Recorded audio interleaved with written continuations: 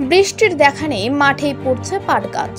চিন্তায় কপালে ভাঁজ পড়েছে পাট চাষিদের। পর্যাপ্ত বৃষ্টি না হওয়ার ফলে সমস্যায় পড়েছে পাট চাষিরা। অতিরিক্ত রোদের কারণে শুকিয়ে গেছে পাট, এমনটাই জানাচ্ছেন মুর্শিদাবাদের পাট চাষিরা।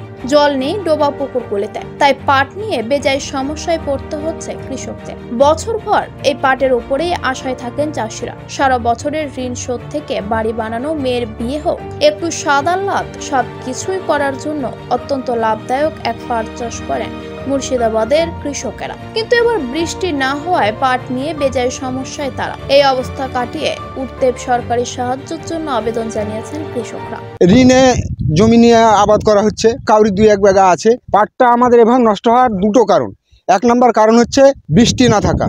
2 নম্বর কারণ এই পাটটা কেটে নিয়ে গিয়ে যে কোনো জায়গায় ডুবাবো সেই পরিস্থিতিও নাই।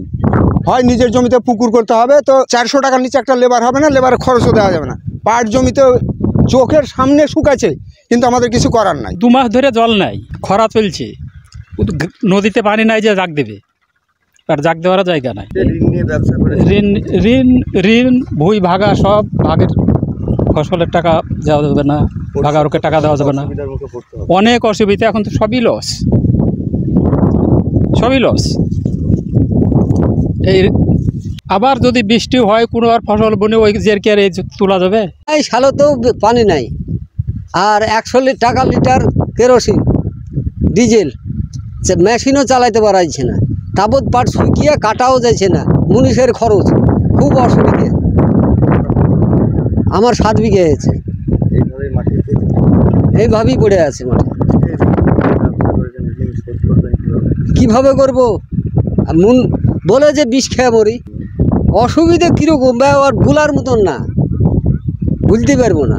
পাট করে প্রথমে ধরেন শিলে ভেঙে গেল, শিলের ভাঙার পর জল নাই, আর লোকের জমি ধরো ওই ভাগে করি। পাট শুকিয়ে গেলো, কী করে কাটবো? এইভাবে নিজে এবার দেখছেন। জাগ দিতে পারছি না? না, জাগ দিতে পারছি না। কেন? ওই জলের অভাবে। সমস্যা বলতে আমি ওই 3 বিঘা পাট ছেড়ে দিয়েছি, কি করবো ওই শুকনা পাট কেটে। সমস্যা কি করবো, এইভাবে ছেড়ে দিয়ে মাঠেই পড়ে থাকছি, কি করবো? ওই মাথা খারাপের মতো। যেটুকু পাট আছে সেগুলো তোলার পর কি আপনার লাভ হবে বলে মনে হচ্ছে? না, লাভ হবে না। এই ধরেন ভাগে করছি, ওকেই দিতে কি করে দেবো এটা ভাবছি। সরকারিভাবে কোনো সাহায্য মানে কিছু বলেছে আপনাদের? যে না, এইসব কিছু এখনো বলেনি। দেখুন, আমরা ব্যাংক থেকে 10 বিঘা পাট চাষ করেছি। ব্যাংক থেকে লোন নিয়ে ব্যাংকের লোন কীভাবে এখন শোধ করব? বাড়িতে খুব অসুবিধা, বাড়িতে খাওয়ার খুব অসুবিধা।